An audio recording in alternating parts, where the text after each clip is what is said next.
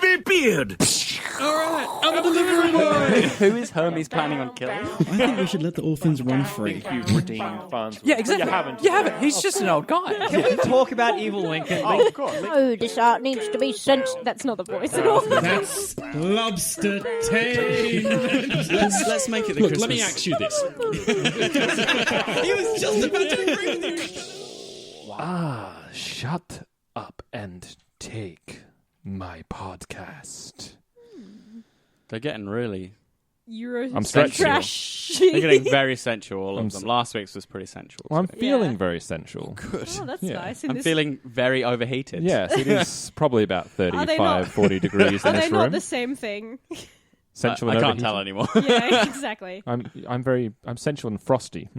Oh. Oh, hello everyone. Oh, and shut up and welcome to Shut Up and Take My Podcast, a Futurama podcast that pits episode against Film. against Film. Well, that worked. In bloody glorious gauntlet battle for your entertainment, I'm joined here by Phil. I'm ready to start at the bottom and infiltrate my way to the top of this podcast. By Ellen. I'm dead. Eat only organic wholemeal bread. And we're joined here by Sean. I want to get Fry tested for concussions. He got so many in that film. I don't think he can get any dumber, so... One of my best friends has had 13 concussions to this date. How old? Like our age? Yeah, well, Ooh. my age. Your age. Grandpa. That is an acquired brain injury right there. Yeah. Yeah. Do you get like a free one if you stamp 10? We did buy her a helmet for her 21st. Oh, well, a little bit too late for that. I've had one concussion in my life whilst playing football, American football, and I just recall getting hit really hard, kept playing, could not remember the score for the next half an hour. Mm-hmm. Wasn't a fun time. You don't have to wear helmets, do you? No, we do. American football, okay. It's a that's big... good. For sure you do, yeah. Yes. Yep. Giant pads and everything. Butt pads. Do people wear butt pads? Maybe? I had someone in roller derby wear butt pads once, and it was terrible because, like, you do hit people's butts. I mean, on track and off track, wink. But like slamming up into a butt, it was like a brick wall. Ooh. So. But highly effective then. Getting us back on track, we are up to film 4, Into the Wild Green Yonder. Does anyone have... I had to look this up. Well, Does anyone have... Wild Blue Yonder. Which is? It's just a The phrase sea? for going into the middle of nowhere. It's also, famously, apparently, the official song of the US Air Force. I listened to it. Oh, really? It's fairly jolly. I mean, they Off shouldn't... we go into the wild blue yonder. I don't want to... Launching missiles from miles away. You're actually not far off. There is one that's like... some of the lyrics were something like... You know, gun them Gun them down. Something like that. It's No mercy. I don't want to talk shit about the Air Force, but maybe they shouldn't be getting lost. in the Wild Blue Yonder, maybe their song shouldn't be like a jaunty tune about getting lost in the sky. Yeah. Yes. Where are we going? There. What?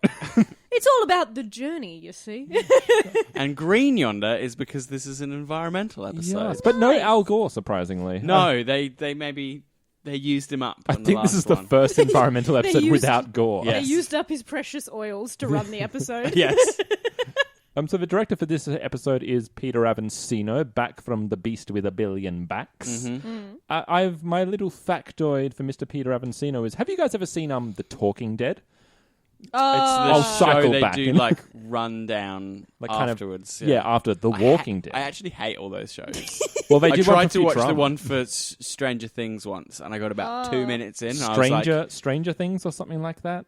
It's Isn't on that Netflix. Isn't so the yeah. name of the show Yeah. Stranger Things? Stranger Even Things. Strangest Things? even Stranger Things. Yeah, I watched about 2 minutes, and I was like, I don't want to see this. I It's a little don't- tedious. I Yeah. don't feel like you need one for, especially Walking Dead. No. Like, it's pretty simple what's happening. Zombies. Zombies are happening. And for this scene, we used lots of makeup. Yeah, Nice. of course.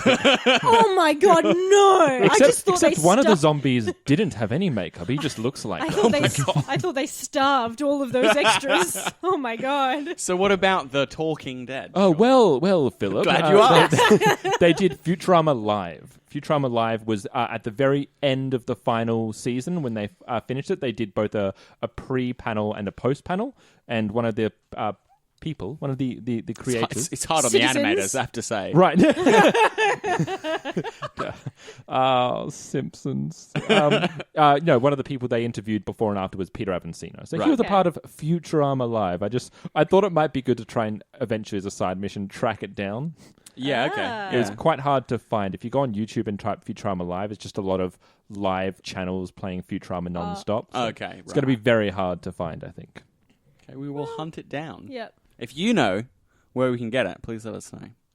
Just yell it into the Not void. you two, people listening. Oh, my sorry, god, you two Phil. are looking at me like I'd given you a task. Yes, You. we'll get on that. Okay, right. Make You, it so. listener. We're pointing at you with our feet. We are pointing right at you. The writer for this episode is Mr. Ken Keeler, back from Bender's Big Score. So Ken Keeler, because we'll talk later on we'll do the side mission once again about music of Futurama. Ken Keeler's written a lot of the lyrics and music for Futurama. And for Simpsons as well. He's done 5, he's been credited 5 times on The Simpsons and 5 times for Futurama. Do you know any of those Simpsons songs? Oh. We put the spring in spring. Is that one? Yeah, that's my favorite one. I've got We Do. We Do. Possibly Monorail? I don't know. I hope. Yeah, and the other favorite I would say is got to be See My Best, See My Best. See my Made- best. Made from real Gorilla gorilla. chest. Yes. I See still my think- loafers, former gophers, they're the best. I still think Monorail's my favorite. Monorail. What about us unpaid slobs? You'll be given cushy jobs. Raise up your voice, Monorail. Once again, Monorail. It's all going haywire here. Monorail. Oh my god! Sorry, What, everyone. quick, keep singing while he fixes his mic. Oh god, I can't improv. I feel like the heat is really going to fuck us in this podcast. Yeah, we're already well off track. Yeah. So the air date for this episode is February 23rd, 2009. It showed up in Europe a day before it did in America. Ah, we're less than 10 years in the past now. We are less than 10 years from the Yeah, past. it's pretty good. It's catching up with us. Yeah. Or if It you're... was 9 years ago. That's what I'm saying. Yeah. Right, I thought you were talking about just time has lost all meaning. No, Right now. I mean, that too. Yeah, We're I at mean, least 10 years in the past. just a spoiler for you guys. After you hit 30, time loses all meaning. Oh. It's just what happens when you hit 30. Man, I've really hit that early then. Yeah. Wake up and I'm 27, just I'm like, right what there. century is this? How do I trade time for like anything anymore? Because nothing has meaning Oh, in my life. well, it's very dark.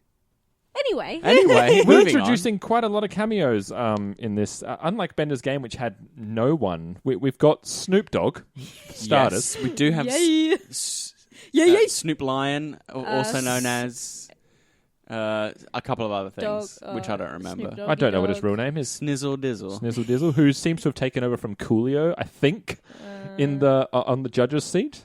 I feel like Coolio was there at one stage. I Can don't- I just really say don't a know. missed opportunity to not have Snoop Dogg and Martha Stewart, real life BFFs, next to each other? Yes, that's in right. this show. Do you- Wasted. Do you know who else was on the Supreme Court? Yeah, Janine Garofalo. I Yes. saw her on the Really? side. Yeah. I mean, Um, apart from the actual real justices. Paula that are on Abdul there. So was we're not there. counting Yes, Ruth Paula Bader Abdul was Bin- there. Ginsburg was there. Ginsburg was there, and someone next to Ginsburg that I forget. Björk. Uh, She doesn't say anything. I she really would wish have she had lines. Really wacky laws. Yeah, I it would be feel. great. Her interpretations of the law would be pretty entertaining. I think. Did you note any would colourful talk. characters? Or- Of other people. Well, Yeah. I think well, Bjork's pretty colourful for Yeah. everyone. a couple of other introductions are. I meant on the panel. Did you see Oh, anyone else? that's all that I noticed. Oh, yeah, fair enough. Yeah. Yep. There's only like eight of Yeah. them. So technically, it's just Penn. However, credited as Penn and Teller. Yeah.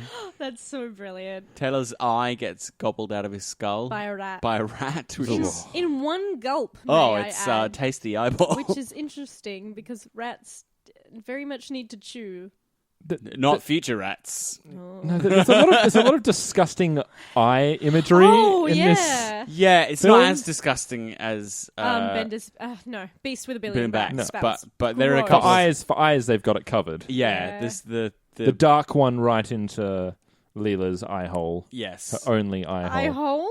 Yeah, I think I you reckon mean I reckon it goes just a little bit in. Oh, don't say that. And finally, we have Seth MacFarlane, who was responsible for the lovely Futurama jingle at the very top of the episode. The crooning, that was Seth. Yeah, I thought it might be him. Yeah. Yeah. The Sinatra-inspired swing. Yeah, it's got kind good lyrics. That I really I like it, really actually. enjoyed Yeah. that. 'Cause- I very much enjoyed that. Because that is what I don't know. I'm sure it's public knowledge, but Seth released an album a few years back, about 5-10 years ago. That was just a lot of kind of crooning Sinatra-esque songs. Like he's very Wow. much He's a got that fan kind of of voice, that yeah. style of. Maybe he should have stuck to it. I don't think he can hear you over that money. He's in the money shower. He's just lining his headphones with my. No, he's in Farnsworth's money shower. What? Yeah, he's in Farnsworth's Farnsworth's Oh, money yeah. shower. naked, very naked. What were the noises that Farnsworth was making? A what? It's a good thing that the money shower isn't coins. Oh God. Speaking of endless noises, can you run down the plot for Okay, this film? sure. So this movie is all about the environment, mainly to do with a mysterious life force called Chi, which is about to resurge and its battle with the Dark Ones, who have evolved for millennia. The movie opens in Mars Vegas, which they immediately demolish and then rebuild bigger and better. But protesting this new development are the feministas, led by Frida Waterfall. Hey, welcome back. Of the Waterfalls. When they get blown up, her pendant lands in Fry's brain, and he can read minds. So he runs into another crazy person called Hutch, who is Hutch Waterfall, which we don't realize until much later. I was going to say, full disclosure, I never caught on until you said. I must have missed the line that said he was a waterfall. So I had no idea of at that the end, connection. He My says it's my sister. sister's pendant. He never actually says that he's a waterfall. I was going to say she could have changed her name through marriage, but I don't think Frida Waterfall would give up her. She's her got a role. perfect name No, for yeah. who she is, yeah. Hutch is actually Hutch Waterfall. There you go. Fry meets him in an alleyway, and he basically introduces him to foil hats and hints that there's a secret society of people who also read minds. There's a little side plot where Bender falls in love with the mafia Donbot's wife, Fanny? Fanny. Fanny? and goes on hilarious kind of side adventure with her. Rendezvous. I forgot that Fanny means something different to Americans. Oh yeah, That's why. means butt. Yeah, that's why she's got a pretty A fan on her butt. Yeah, a spectacular butt, and not a fan in her vag. Yeah, And yeah. for international listeners, what does Fanny mean in Australia? Means you vag. Yeah, Means it's your a vag. very old, Means your vag. very lame word for your vag. What this leads to is Bender and Fry joining a poker tournament. Fry because you can use his new mind powers, and Bender so he can run away with the Mafia Don's wife. Bender wins, which tips off the Donbot that he has his lucky foot, which he cements home by throwing it in the Don's face. This makes the Donbot mildly suspicious, so he shoots them and buries them in the desert as a warning. Classic. This is all kind of like peripheral. I just I thought think it was this is worth the first. mentioning. This is like the first 20 minutes of the film. I it's reckon. worth mentioning because this bit's actually really hilarious. You've got so much more to go. Oh, I know, it's great. I will kind of run through some of the Yeah. rest of it a bit That is quicker. of all time, though. That's my favorite trope. Just like the mafia man, The suspicious Donbot. who does not realize people are fucking his wife. And it's just like, hey, take my wife home. Would you make sure that she's taken care of? It's just like, It's a self-running car, so just do whatever you want in the back. it's so good. Turns out Leo Wong's going to build a giant golf course, a giant miniature golf course, and to do so, he is going to demolish 12% of the galaxy. Leela's not happy about this, so she joins the feministas and convinces them to change their tactics from just doing slogans to doing sabotage, which she starts to do. Meanwhile, Fry is tasked with the important mission of helping the Society of Mad Fellows defeat the Dark Ones and protect the Encyclopod's egg, which is a violet star that needs to be demolished for the golf course. Yep. So we get this tension between the feministas being chased by Zap on behalf of the government, Fry working security for Leo Wong so he can infiltrate his way to the top, and Leela trying to sabotage the golf course. Bender joins the Wongs to beat Leela's record, but then swaps sides when the feministas get captured for the same reason. Just lovely consistency. Because he It's needs really to good. break even more laws to help them out. So. That's right. It all comes together at the demolition of the Violet Star, where Fry is desperate to unmask the Dark One, and has to trust Leela to trust him. She does. He activates the device that can reveal Dark Ones, and it's the leech that Leela has been trying to protect and use as a mascot all along. It is a Dark One. They kill it. Zoidberg eats it, and which is what he wanted all along. That's right. Yeah. The Violet Star hatches. It's like an egg, and there's a sperm goes into it, like it hatches into a giant stingray thing with all the preserved species on its back. It flies off, and then Leela escapes. They all get chased by the cops again. Yeah, by including the Nimbus. Kif, by the way. Including Kif, who like ditches Zap, is back with Amy very suddenly, and while they're escaping, they happen to see a wormhole, which they happen to decide to go in because they don't know if they're getting another series. The end. Oh, both the waterfalls die. So there's a point where Frida gets murdered by a Dark One because she knows about Fry's plan. She gets crumpled. Oh yeah, both waterfalls die. And then Hutch gets killed by the leech, the Dark One. The leech, Yeah, Dark One he kills goes him at as well. Yeah, the throat. And Yeah, then he... like the billion times he did it to Leela, but the one to the waterfall was for the kill. that's all he does. Yeah, just kills him straight up. Yeah. So Hutch, not Hutches, the waterfalls. You know the convention with the waterfalls. Don't go chase them. No, Stick to the rivers that you're used to. That's right, the rivers and the lakes. No, if they are the focus of an episode, they must die in it. Oh. Yeah, so this happens to all of them. in the Oh wait, was the chicken a waterfall? No. The lawyer? No, but there is a lawyer okay. in Taste of Freedom. He's like, and I'm also a polygamist. And No, that's the one I mean. But the chicken is the other one. This is an other old lawyer. guy with a peg leg, and Oh. he's Old Man Waterfall. Old Man Waterfall. He And dies in his episode. Yikes. The first waterfall is a hippie in the Poplars. Poplars episode. He gets eaten. Yep. The second one is Icecatraz. Icecatraz, he gets... devoured by penguins. Yes. Oh, no. Old Man Waterfall gets crushed by the castle. That's in the Zoidberg one Taste of Freedom? Taste of Freedom, the Decapodians attack. Yeah. He gets crushed by a Yeah. giant So sandcastle. So every episode that has the waterfall as the focus, by the end of that episode, that waterfall will die. Like a show like that's had Al Gore on it. They really fucking hate hippies. Well, we discussed this in some of the earlier ones that deal with environmentalism.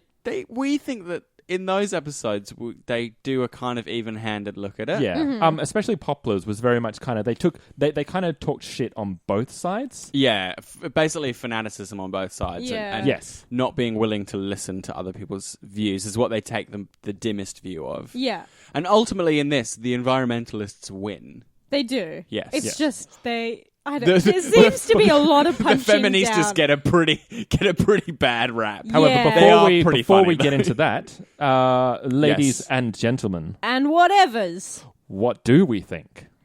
What do we think? What do we think? What I do we think? There we go. Got that. Which is the actual sense of the question. keep getting the emphasis correct. Yes.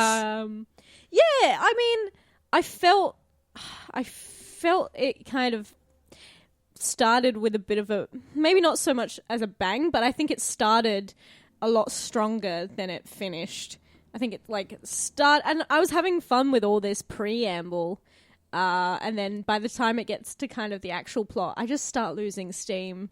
I really don't like the punching down of it. In terms, you mean against the feministas, the eco-feministas? Yeah, I just think it's a bit lazy, and also I get that they do win, but some of the jokes, I'm like, I don't get what your view is. You think they're right, but you also hate them.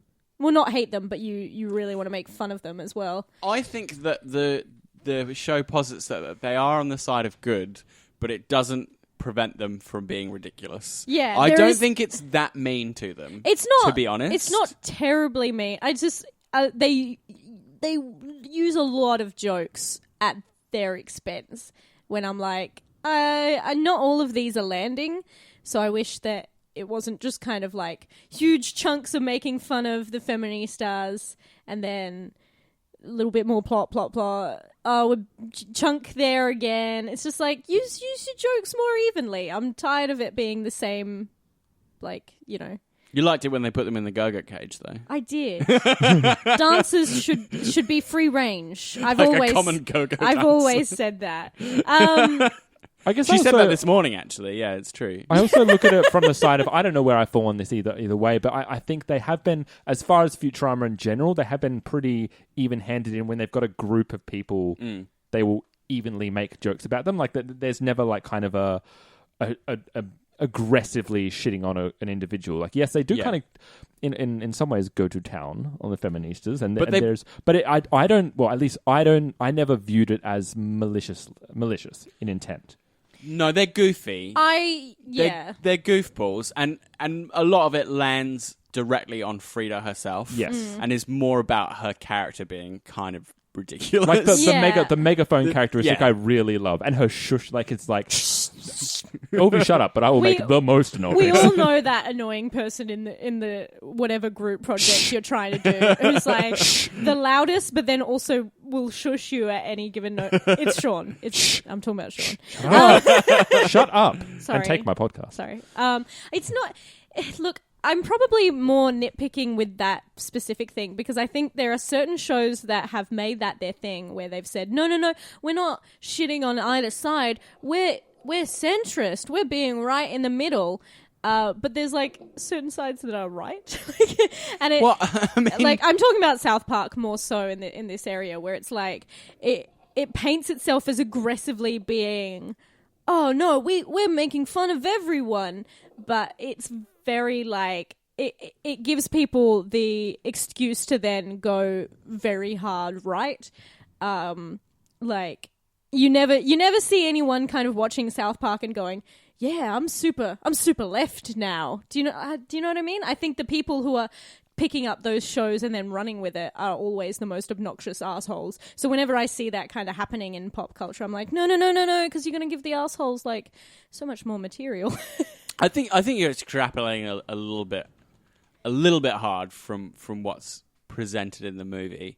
As a counterpoint, I think that Leo Wong is ridiculously nefarious. Yes, his disdain for all things natural is obviously shown to be the evil viewpoint. Yeah. He's got such gleeful malevolence as well.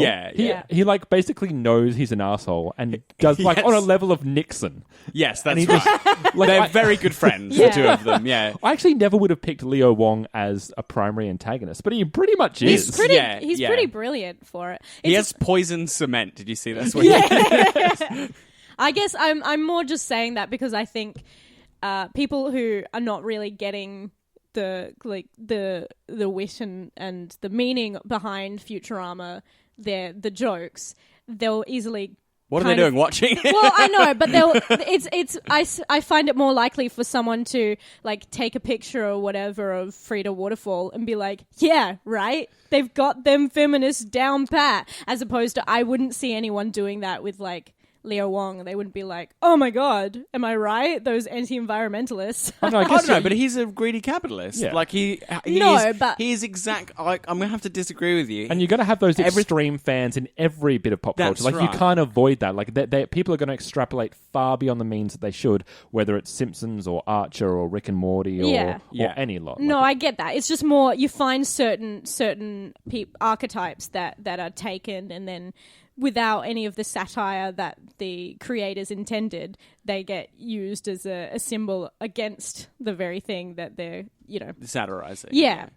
That's all I'm saying. I'm not like dicking on what Futurama meant. I see that, and in the back of my head, red flags start to go up, and I'm like, someone's going to turn that into like a shitty meme on Reddit and talk about how feminists are evil. Oh, well. Well, I haven't seen that happen so far. Have fun, dicks. But I do have to disagree with you about something else, Ellen. This is the no. It's about the actual thing we're talking about. So this is the Phil versus Ellen podcast. On this podcast. So I disagree with you in that while there is a good, like, the side plot at the beginning with Bender and Fanny is great, and I do like it. I actually prefer it once the show picks up speed. And again, I think it has the exact same issues as all the other films. Yeah. In that the stakes and what the thing is actually about only appear in like the last half hour of it. So I think all of these movies suffer from not being written as movies. Yeah. They're written as episodes, really overly long episodes, and they start to fall apart around midway through. You go, whoa, where's the actual thing coming together? I just don't see how anyone could watch them as episodes. Do you know what I mean? Like, I'm finding it hard enough to kind of keep with it in movie format. I don't know how I would. Is it like do it week to week? Three episodes? It's 4, I think. Four episodes? Yeah. That's a lot. And like, I know there would be one episode where I'd just be like, I don't know where I am or who or what the stakes are. Previously on Futurama. Yeah, pretty so much. I'm gonna jump in here. So mine's actually I have a much more positive view on the films as a whole, and we'll get onto that later because we'll have an overview talk about like kind of the way the films are presented. Sure. I actually really enjoyed the beginning, really enjoyed the end, and didn't like the middle. You're right. Yeah, we've all got different bits that we like. Like I really love this kind of this movie in particular is very much trying to have that classic sci-fi story, like making about the sprawling, like all about two ancient races from the past, and has wider reaching. We talk about Fryer with the Delta brainwave, and they're trying to build up the stakes from there. I think the first. Like, they start to deviate for me when we get onto the poker tournament. I do love the poker tournament isolated in itself, but in the grander scheme of a story, it kind of ends up being kind of superfluous because when, for example, much later, when Bender comes back in the third act and says, "Hey, I'll head the mission," I'm like, "Holy shit! I feel like you haven't been around for about." Why were you doing that thing in the first act then? Like it didn't. It didn't have a Bender didn't have a through line. It doesn't. When you said that in the plot rundown, Phil, I completely forgot about the poker tournament. It's just like the first part of these films always seem to be like one episode of Futurama. And then, sort of eventually links to and then afterwards it has to pick up with what the main arc of the film will be. Yeah. And then it seems to, like you said, Sean, try and pick Wait, who said that? Was it you, Phil? I think both of you agreed that it tried to... Were you just singing like 80s songs in your head for the past 5 minutes? Duran. But it tries to like pick up everything in the last act. Yeah, it really does. Yeah. Yeah. That being said, it does to a degree work. I disagree with that as a negative thing. I kind of I picked up on this as or as a criticism of the films in general. Like Beast with a Billion Backs, for example. I know something you were saying, Phil, is that it takes a long time to get to the forward thrust of the plot. I didn't find that to be languid, and I didn't find it to kind of be just strolling along until we get to that forward thrust. Like, I was happy to be there in the time. It took me a while to get used to Futurama as a film format. Yeah. Like, Bender's big score, I wasn't up for an hour and a half of Futurama. Like, but as the movies have gone on, I've kind of understood, and it kind of makes more sense into my head how they work and how it actually works effectively. The one thing I definitely do not agree is why would you split this into episode format? Yeah. I don't understand. So you can put it into time slots on TV. That's literally the only reason you would do it. There'd be no other way that you could air it. I don't think. Like the slots for those, the things that they hour, show on. Yeah. That stand when it was a TV channel and Well, I remember Comedy Central, and it would be you'd get half-hour slots. Half-hour slots. So that's how long they have to divide it up to, because you're not going to buy an hour and a half slot on the TV channel. You're just not going to get it. So. No, but that would be so confusing. The way that these films work, I think it would be so hard to pick up. Maybe probably like the third episode. I think it would start to be like, I don't quite remember what's happened here. And the third kind of part is, for me, pretty much where all of these movies start to lose a bit of steam. Yeah, I agree with you. That's probably the weakest part of the formula that they're going for with these. Is they start strong, they have some nice little diversions and good set pieces like Death Ball, like the poker tournament, and Fanny, and then 3/4 of the way through, they start to go, oh, okay, we got a bit lost. Like in Billion Backs, it's like the bit where they start sort of dating. It's the air sort of drifts out of it a little bit. It just kind of stretches it out a little bit, doesn't it? Yeah, and in this, it's when they start going around doing all the little acts of sabotage, and they go to jail, and they get broken out, and you're just like, okay, we're just sort of treading water now. Yeah. And then at the end, you go, all right, we're back into it. This big chase, the giant... They're Stingray. things that are not exactly missteps, but they could very easily be snipped out to make it a shorter, more concise episode. Yeah. Like, a lot of these could work as a two-parter or just a single episode. You could kind of streamline it in that way. You could, yeah. I think it would be a good thing to say for some of the... Well, pretty much all of these films, because they all run about, 88 minutes, yeah. Maybe say, okay, this is great. Do it in 60 minutes. Let's have a look. I think so. Because I reckon you'd surely they're not going to throw out all of the gags that we really love. They'd probably just streamline it down. We don't need so much time in these other places. Or 5 minutes could be cut off the poker table. Yeah, sort totally. Yeah. We didn't need all of that. As fun as the gags were. I think you can eliminate some plot points. I don't think the feminists need to get kidnapped, maybe? Did they get kidnapped? Holy Not shit. kidnapped, arrested. Oh, right. Oh, yes, the whole the jail. The whole jail side plot. You scared me there, Phil. I really thought I was not paying attention. Yeah, they get arrested and then they break out, so it doesn't really change anything. No. So, no, and then Bender comes back there. That's right. Oh, yeah, that's right. Yeah. Because I remember... Like you said, Sean, what? Oh, Bender's back, I guess. Okay. Wait, where has he been? Shh, don't think about it. Just keep moving forward.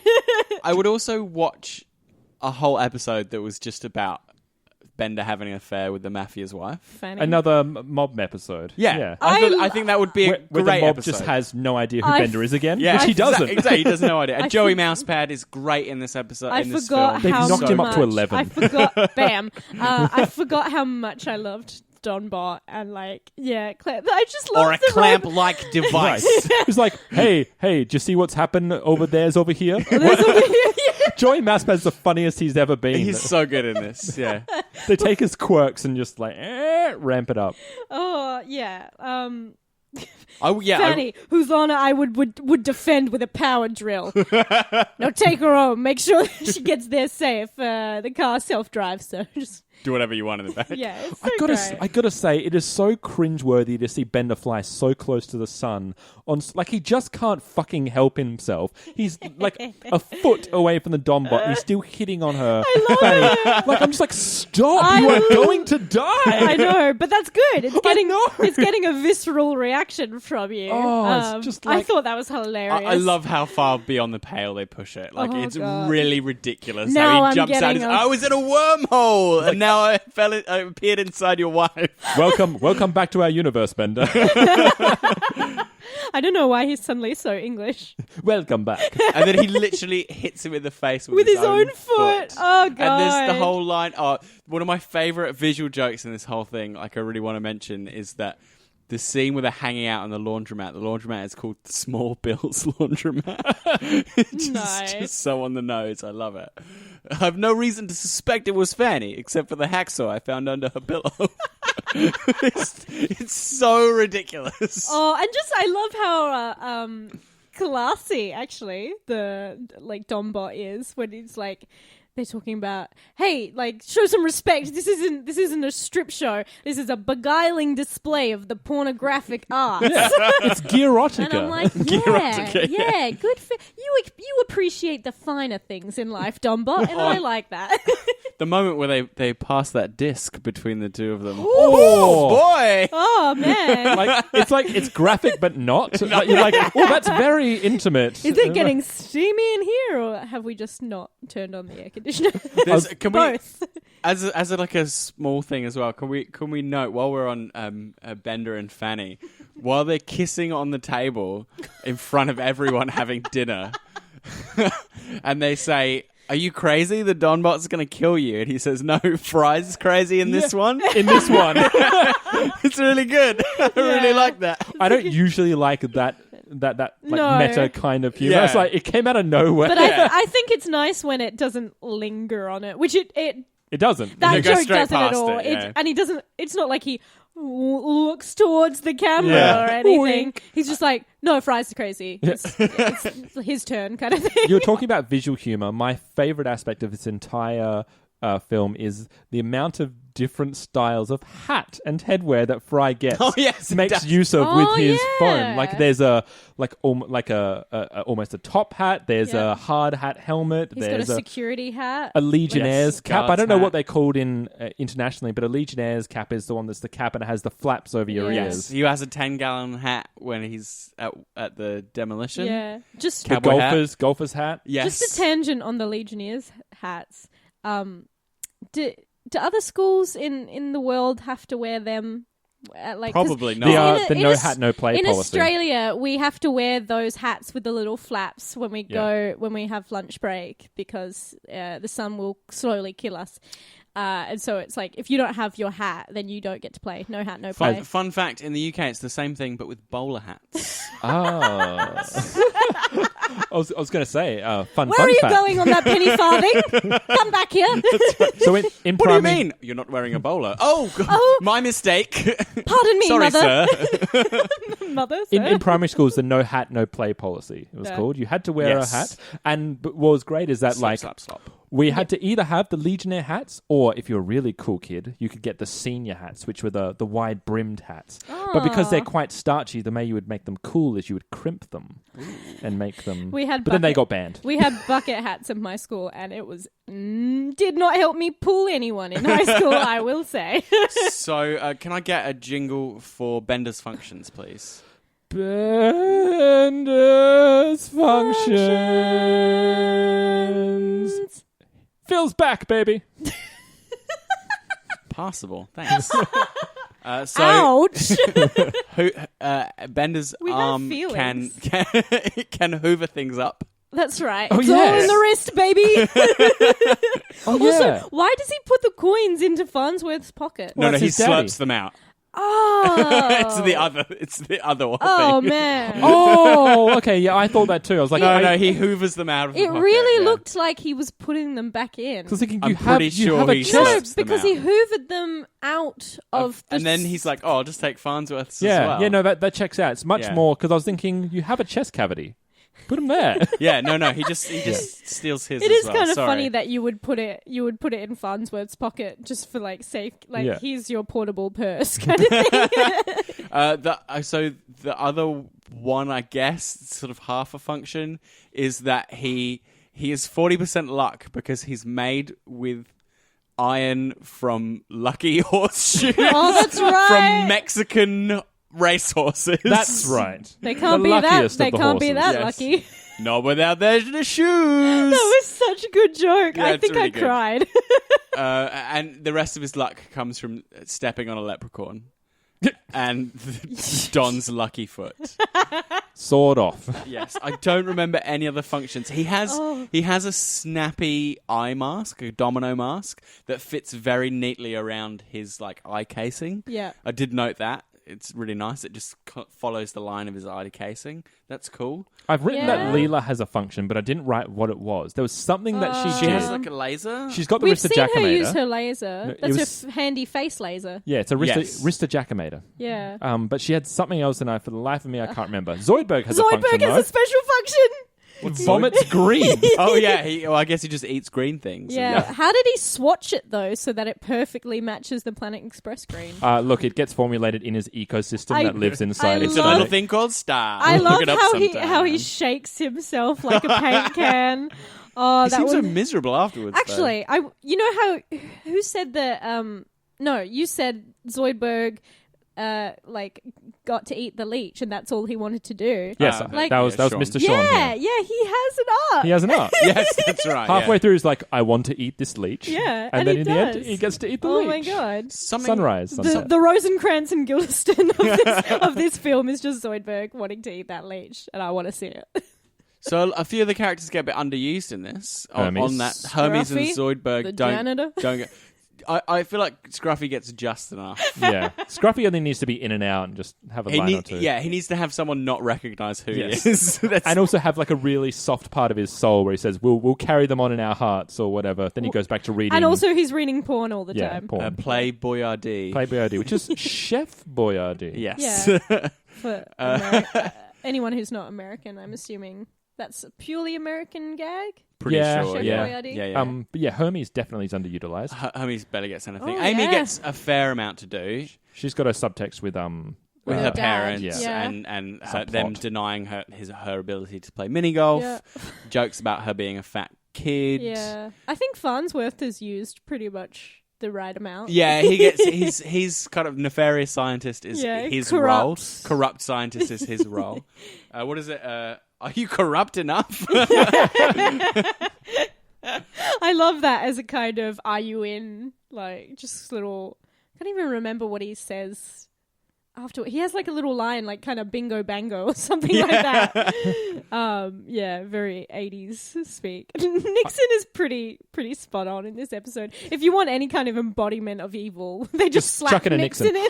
I didn't realize what's the Eustace? What's his name? Not Eustace. Agnew. I It's didn't his realize. running mate. I didn't realize he was the vice president. Yeah. Agnew is Neither did I. Was Nixon's running mate. Were we meant to And care vice when president. he died? I thought it was hilarious. I don't think so. I mean, even the universe doesn't care because the sentence for killing a headless torso is only 6 weeks in prison. That's right. So it's not like in a really cheap prison where you have to like Yes. torture yourself. I encourage you to make law. life unpleasant for you for each other. Yeah, I was going to say, Earthican law and the justice system is really lax. it's pretty bad. Yeah. Or there is a shoot sex workers on site law apparently in the prison. Bender gets messed up the second he comes out. I mean, he is a robot. But do they know that? I'm Or do they fairly just sure. think he's a sexy a sex sexy worker? hooker bot. Yeah, Hooker bot, yeah. a sex worker, sex worker bot.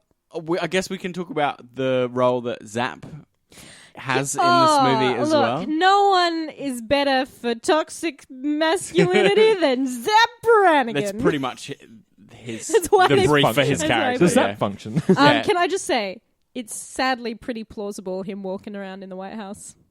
Oh yeah, I mean, whenever the military needs anything done, he just gets hire Zap. Yep. There's a couple of really good moments involving Zap, such as how many crew did we lose? All of them. Well, that means they won't have to mourn each other. Brilliant. Line of the movie for Excellent. me. Oh yeah, Yeah, at least they won't have to mourn each other. yeah. It's so dark. I love it. It's great. I think I have a really dark sense of humor because I loved Bender killing his firstborn son. You really did. The body count on this film is Yeah, huge. and you see them horribly twitching and suffocating in You space do as well. like drop the blind so they can't see them. He did it twice. Yeah. Yes. First of all there, and then when he's When fueling he up, blasts he just... off. Kills way more people. Yeah. Like same speed ahead. It's great. I loved. There was another little gem after that where Bender is saying that his arms are broken and he'll never paint again, and Kif goes, "You can't sue the military, you know." Yeah, that's really And good. Bender's like, "Oh, okay, never mind, I'm fine." Fry has one of my favorite lines, which is trying to grab the sign off of Frida, and he says, "Stop making your point so Ineffectually. ineffectually." Yeah. That's pretty. I do quite like that. There's the whole Society of Mad Fellows is its own kind of section. What do you feel about that? That's that the whole part. thing. Of the, I mean, the Madfellas plot is where it really gets into that kind of sci-fi heavy area. Yeah. Fry even says, "Whoa, sci-fi." I love I love certain gags in it so much, like the bottle on the head when he's already in the base. Just so that, and then when he wakes up, he's like, "Yeah, that sounds right. Yeah. I'm cool with that." But also when he's directing, I love it when he's directing the. Does he have a name? Number 9. Number 9. To puff it up a bit. Yeah. And he's like, you got to make sure that it's interesting, for me, the audience. And like, long ago. I don't know. Eons ago. I find that so accurate, though. As when people direct, I know sometimes they're just like, yeah, I wasn't really paying attention, and you have to make sure that like I'm paying attention because I'm the audience right now. It's like, oh, for fuck's sake, man.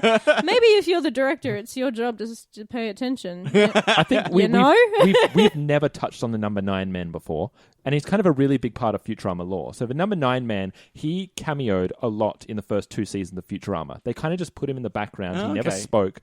You can just find him peppered out. He's in the pilot.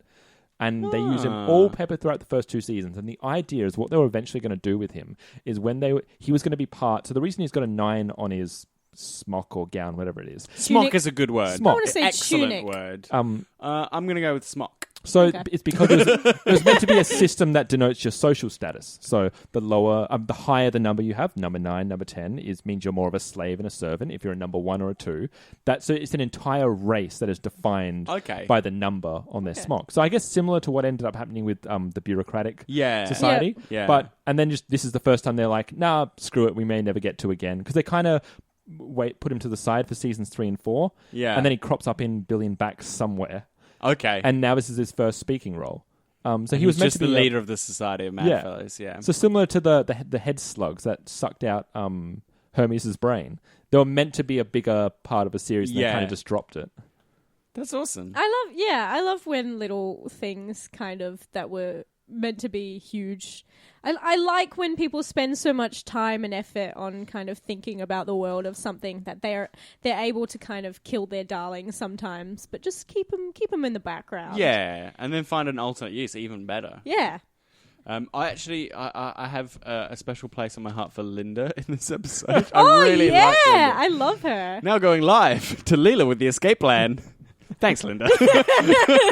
There's nothing makes me laugh harder than addressing people as if I was on the news. I don't know. You really, I don't know what I tickles you. was going to do I made like a play thing, and a whole bunch of actors made this play, and it was a game show, and we had this one running joke that we were all the host, and the host was named John Patrick, and so we would be like, hi, I'm John Patrick, and now over to you, John Patrick. Thanks, John Patrick. I'm John Patrick. And we thought that was hilarious, and no one could tell us that wasn't funny, except all of our directors who were like, you have to cut that immediately. And we're just like, no. It is damn hot. Oh, shirts are off. Shirts open. I'm sorry, audio listeners, you'll never know. It's You'll just never become know. a casual podcast. If my V-neck could dip any further, I would go for it. A pair of scissors, maybe. Ellen, can you tell us about the fashion of this episode? I can. Well, I mean, sort of. Fashion. Over to fashion with Ellen. Ellen. Thanks, Phil. Thanks, Sean. I'm Ellen, and here in the fashion corner. Do I get a jingle? Fashion corner With Ellen. Ellen's back, baby. Hi. Welcome to Fashion Corner. I'm Ellen, your host. So there's a kind of uniform that the feministas have. It's camouflage to show their, that they're kind gorillas. That they're gorillas, that they're kind of a faction, but because they're ladies, obviously it has to be pink. Pink and white, which blends into nothing. Literally nothing, yeah. But yeah, I mean, it's okay. I find a lot of the feministas because they're all wearing the same thing, I can't really pick out certain outfits. Amy has a nice kind of blue dress when they're out looking at the porn show. No, sorry, not the porn show. A beguiling display of the pornographic art. The erotica. I love the golf outfits. The mini golf outfits that nice. everyone I has. quite like Leela's mini golf outfit. we the don't socks, we don't often Argyle see her socks. in So nice. mustard. Ooh. It's nice. She's wearing a kind It's of nice. It's unusual. It's different. Yeah, I yeah. think more women should integrate mustard into their looks. Actually, everyone. But this is your fall fashion tip from Ellen. Wear mustard. Don't just squirt it on you. Pick clothing that's that colour. and if it's not that colour, squirt it on you. There you go. And it will be. Nice. That's really all I have to say for Fashion Corner. There's no kind of outfits in there that really pop for me. There's I guess Leela has she has a little outfit that she's wearing at that pornographic show as well. Yeah, but It's like a blue crop top thing. It's not that special. Yeah, no, it's nice. Like, I mean, I think the feminist outfits are kind of interesting. Like, I like how a lot of the characters we know just convert like a part of their costume. Yeah, like yeah. I think that's really Well, nice. I think her like pants. her pants. I yeah. think to show how demographic they are, the feministas, it's not a uniform, it's a dress code. So Yeah. you can mix and match. As long as you're still wearing the colours of the dress code, it's fine. Yeah, that's right. Yeah. So, fists up for the feministas. Oh, sorry, fists in your boobs, since that's the way that Okay, I was going to ask I something. have to say, Would that hurt? clearly written by a man. Punching this your hurt? boobs. Very painful. Yeah, that was my first thought. I went, that's an Very, aggressive. very painful. That's an aggressive thump. I got punched in the boob a lot in high school. Oh. Oh, I'm sorry. I played water polo. So Okay. Did you do it? Yeah, I am sorry. Yeah. I was like, yeah. Sean, stop punching me in the boobs. Yeah, it's quite painful. Okay, so it's a bad It sign. kind of reminds me a little bit. I don't know if you guys have seen Pitch Perfect. No. Okay. Well, in the finale, they Yes, I do was this drunk. big mashup of all these different songs, and it's kind of got all this choreography. And there's like, and when they do that, they like jiggle their boobs. Like, I don't know, they're sexy singing. You think they robots. should do that? Like, Just They jiggle should it. just kind of like, yeah, jiggle it, which is what they do in Pitch Perfect. I say, to all my feministas out there, we should adopt the Pitch Perfect way of signaling our hatred of the patriarchy. I can't wait for all the hate mail. And to all you mad fellas out there, just make your hat into a different sort of hat. That's the best I can ask you to do. Just go join Zap Brannigan's ship and die. And so I'm going to require a jingle of my own as would you like? we head into It's clearly so good at it. what the fans, what our fans thought of this episode. What did the fans think? what did they think? I don't know. Better ask them. Now, Sean. So we go live to what our We're fans so good at thought. this. First, I direct you to Pods in the key of Springfield, and they said, at the time, this felt like a huge bounce back and a fitting ending to the series. Revisiting it a few years later, though, it felt like something was missing. Now, I mostly don't remember what happens in it. It's decent, and I'm glad that it wasn't the end of Futurama. Michael J. Flanagan of Twitter. I got so excited there for a second. Michael J. Fox. J. Flanagan. Fuck you. Oh. Out of all the Futurama feature lengths, I'm going to read this as it's said.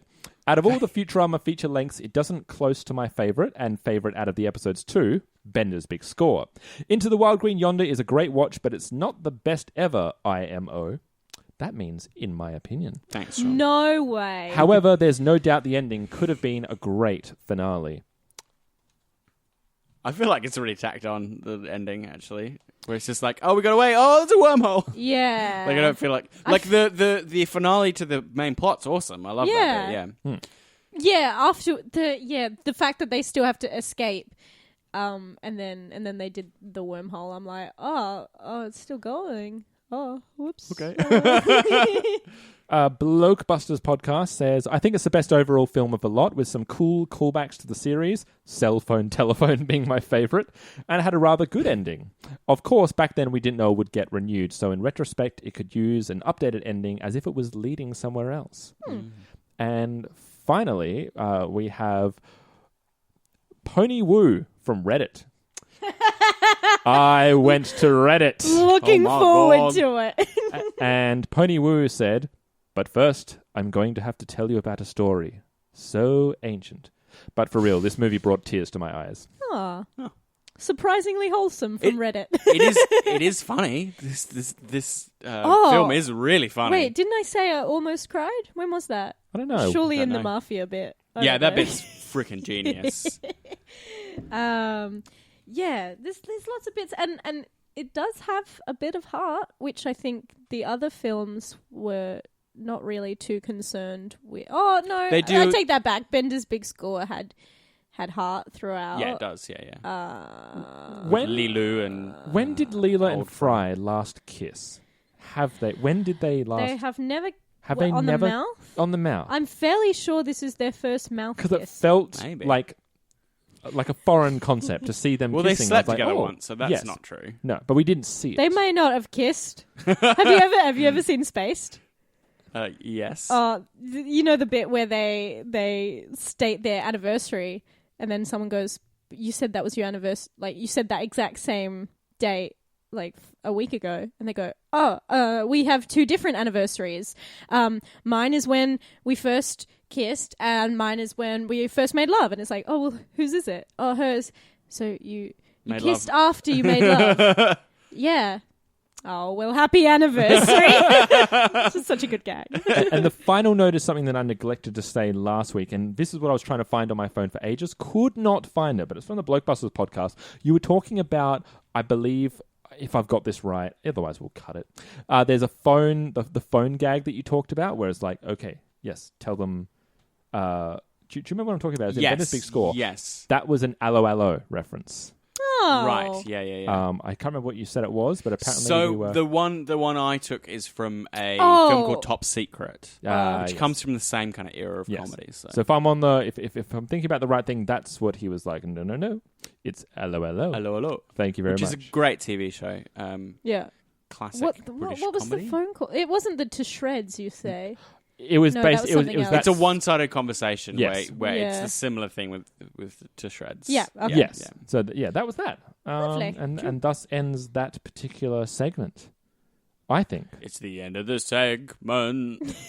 Boom. Oh, I think we should head on to a vote. Okay, cool. So we have got the beast with 1 billion backs up against Into the Wild Green Yonder to close out the films. So, who's going first? me, I'll go first. Yep. While I think the movies all suffer similar problems with structure and pacing and how the plots are put together, so I think they have both things have the same problem. Both Billion Backs and this movie have the same structural problems. Mm-hmm. I think both of them are very funny, have great gags throughout. I prefer the diversions in this. It doesn't include a whole bunch of consent violation, which is a big plus as well. And I generally like the way it ties up together in the end a bit better. So while I feel like it still hasn't nailed the format, I think overall this movie is more successful than Beast with a Billion Backs, and therefore it is my vote, Into the Wild Green Yonder. You want to go first, Sean? Yeah, I'll go first. Second. Well, I'll go the first time someone says something secondly.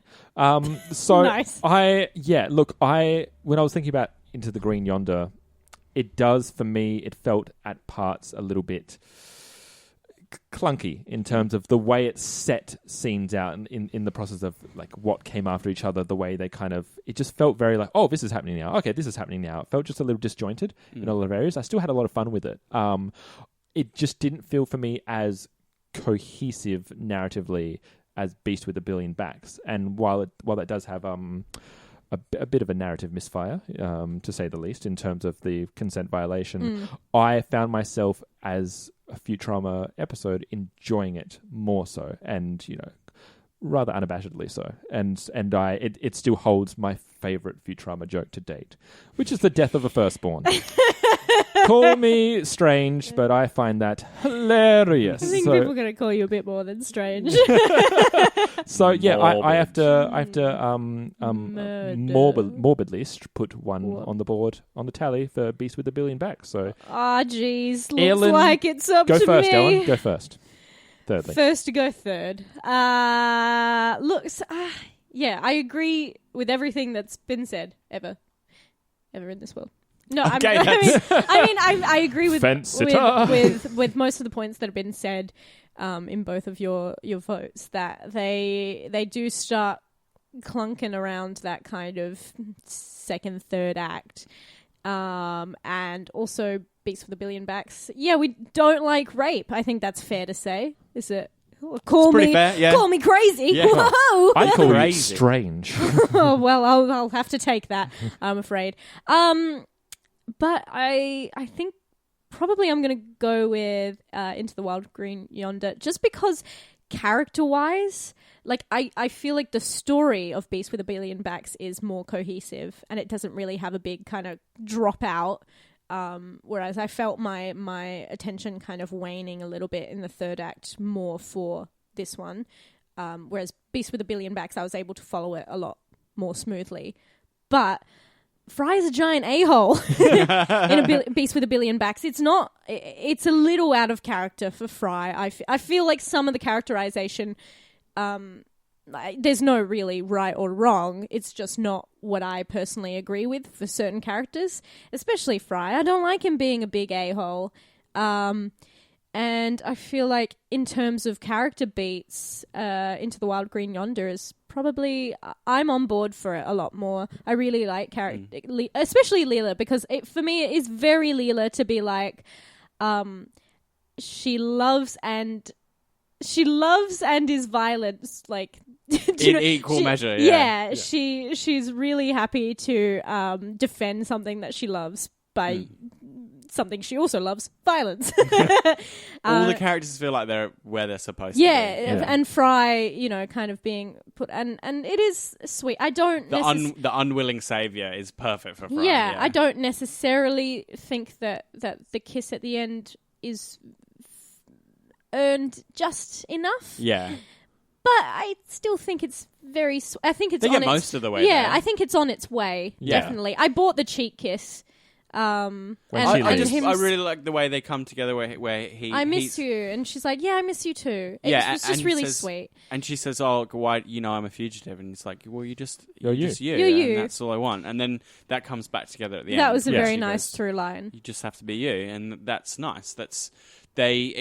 The whole journey they have is about accepting each other for who they are. Yeah. Yeah. And that heart kind of pulled me through. And the fact that it's just, for me, more in character. And also, I love Bender. Bender, for me, is in character the way that I see him. He's an a-hole, but, like, he's not being actively cruel. He just wants to get his own... Yeah, exactly. Sorted. He's neutral evil. Yeah, that's right. Chaotic neutral, I guess. Yeah. So I disagree that Fry was an a-hole in Beast with a Billion Backs, but when he's the Pope, but it's not that's really not him. Yeah, that's not him. That's very much him. It's mind control. Yeah. But, So I disagree with that point. But however, I have absolutely no problem with Wild Green Yonder taking the throne, as it were. Ooh. So Into the Wild Green Yonder is the winner of the film / season 5, I guess.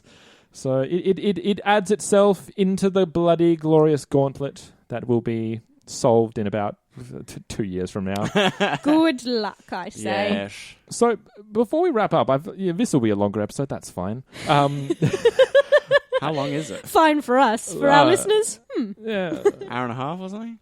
no, probably about an hour so far. Okay. I just wanted to quick talk about like the films in general, mainly because I just got to say I enjoy these films, I think, as a whole, more so than you guys maybe did. More than the average person as well, I would say. Which I got to say, I find really strange. Like, it's interesting. These 4 films, they set out and they kind of incorporated these films together with a set thing in mind. Is that the first film was your time travel epic, the second film was your monster movie, the third film was your fantasy story, and the fourth film is meant to be the classic sci-fi. The Star Trek kind of story. Yeah.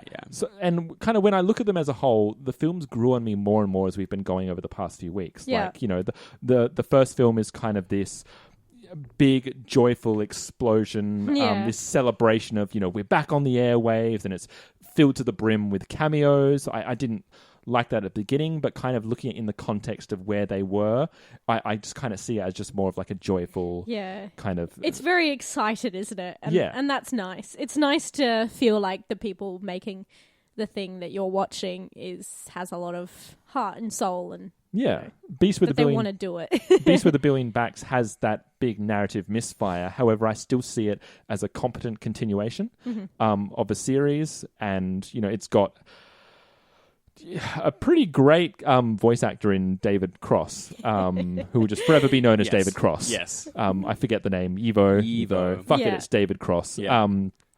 Bender's Game, I enjoyed it more. I think it's a proficient parody. I think it's an example of Futurama doing what they do quite well in terms of when they make an entire episode about a parody. They really hit those references. I think it's funny. I think it's enjoyable. And, Wild Green Yonder as well kind of caps it off as being like a defiant conclusion. If this is the end, we've tied up all our loose threads. We're giving you guys a funny episode. It's our winner as well. It's very interesting just because when we were gearing up to do the films, the consensus I was getting is this kind of laconic response was just, they're shit. Yeah, good They're all- luck. they're all Have shit. fun with Just those turds. And kind loads of thing. people just sort of consider the series to be over as Yeah, well. At this it's point. not. Yeah, it's just a very strange. Like when I walked into, all these because the general consensus seems to be, number one's all right, the other three are absolutely dog shit. Yeah. don't I see didn't it. find that at all. I- Oh, sorry. No, you go. Thank you. You're That's welcome. very polite. Thank you. That's all right. I have to cough. They, for me, they all work in part. None of them completely fail, and the writing and the comedy is there throughout. And Futurama's a comedy show. I watch it to be entertained and make me laugh, and all the movies do that. I think they fall apart in terms of narrative plot and cohesion. And I have more of a problem with those elements than you do, which is just fine. But to say that they're awful, I think they'd have to fall apart in a much more fundamental way. Just not be funny, be lazy, or punch down or cliched. Like they don't. All of them work to a degree. So they may not be perfect, but when you're changing a show that's run for 4 seasons as an half-hour episode into 90-minute, I don't think you're going to get it perfect. I think it's going to be really hard to pull it off to be like instantly classic. But I do not agree with the idea that they're just a pile of garbage, because they all have their bits that work and all bits that don't. Yeah, I agree. Like, I don't understand the fun that some people have in just shitting on these movies. Like, and this is, of course, we're going to be more critical because we're making a podcast about about We've been Futurama doing it for a while. Yeah, and it's not our job, but we're allowed to be a little bit nitpicky and hyperbolic, and It's our self-assigned task. yeah. Well, and we all like things that we like, and I will agree that I find some of the pacing of the films a bit off. Like, that for me it's not a winner. But I still enjoyed the films. Like, I think there's too much good in them to completely write them off. The only one that I would say, I probably least enjoyed Bender's Game, just because I felt like they weren't being entirely innovative. Like, a lot of the jokes I felt were just kind of like reference, and I think Futurama is a lot smarter than that. And yeah, so I didn't like that, but they all have so many gems that we've laughed about and almost cried. And I think fans tend to have this really cynical viewpoint in terms of when they look at updates of classics, in terms of when we churn out new media, and that's like understandable from a point of view when you look at something like The Simpsons. Classic Simpsons, amazing. You can quote it for days. The last 15 seasons, not so much. Pretty not great. Every time I've gone back and I've looked at it, I understand why I've stopped watching that series, and I feel that they lump that same sort of way of viewing media onto Futurama. Just because it's new and it's not those classic 4 seasons, automatically it can't live up to the hype. I just find that really cynical. What is it? Dead Beagle syndrome, where the second dog will never live up to the first dog that you had. She won't. That's so yeah. Anyway, but also I think it's important to say, yes, we can watch old Simpsons and watch new Simpsons and say, I liked old Simpsons. I think the new Simpsons is, it's gone off the rails, or it's not quite adhering to what I liked about old Simpsons. And I think it's good to look at what you appreciate in media and go, I think that's not great. Why? Here's why. Whereas I haven't really seen too much of that about the films. It's more just they are so quick to write it off. Yeah, I haven't It's had like- a lot of critical kind of reason. Yeah, it's like, nah, it's shit. Well, of course it is. It's a movie of of a TV show. It's Yeah. like, well, I'm gonna need a bit more than that. Yeah. Like if that wouldn't pass you in a year 8 essay, I'm not going to accept it. Thank you very much. Just people giving their opinions on the internet don't need to justify themselves. No, I guess what I'm saying is, if I was an executive for Comedy Central or for Fox, I would be quite happy with the durability of Futurama. I'd say yes, based on these movies, I would absolutely like to make more. And funnily enough, they did. You mean this isn't the end? No, despite what an alarming Everybody number of people says to us. seem to think. A lot of people have said, "Oh, what are you going to do now that you've come to the end of the podcast?" Like, what? Yeah, ask us that in like a year or something. There's like another 3 seasons, I think. I think two technically, seasons. and they split up the 7th season into 2 blocks. They're long seasons as well. Yes. And we also have 2 games to do. Yes. Yes, Yeah. we have a A lot couple of side media. missions. We've got- And then there's also the Ultimate Gauntlet where we put all the season winners against each other. to Yes. Is see that which when we the best. strap on the title of like Best? whatever the episode or film is, right? We attach that to a Roomba. And we make them fight. Yeah, we strap a knife. We strap a knife to all those Roombas and like a balloon, and then that's the way that we see what's the best. wasn't episode of going film. to. I can't but see how yes. I can't see how we wouldn't do that. Yeah, now. that Except is- we can't afford Roombas, so it's going to have to be people. Yeah. Okay, Just- we'll just Sorry. strap knives to our heads and run at each other. Done. Sounds good. So All right. if Someone will have to be around to record that. So that With ideas like that, if we do live to see next week, we'll be tackling the first episode of the new series of Futurama, which is Rebirth. Ooh. Rebirth, everyone. It's a new day. It's a new beginning. Mm. And if you would like to get in contact with us about anything we've said over the past 2 years, anything at all that's been on your mind, Or just you want to have a chat? Yeah. yeah, we'd love that, anything. really. You got any questions about how your body is developing? We can answer that. And the way you can do that is by contacting us by the email at babybeardmedia@gmail.com.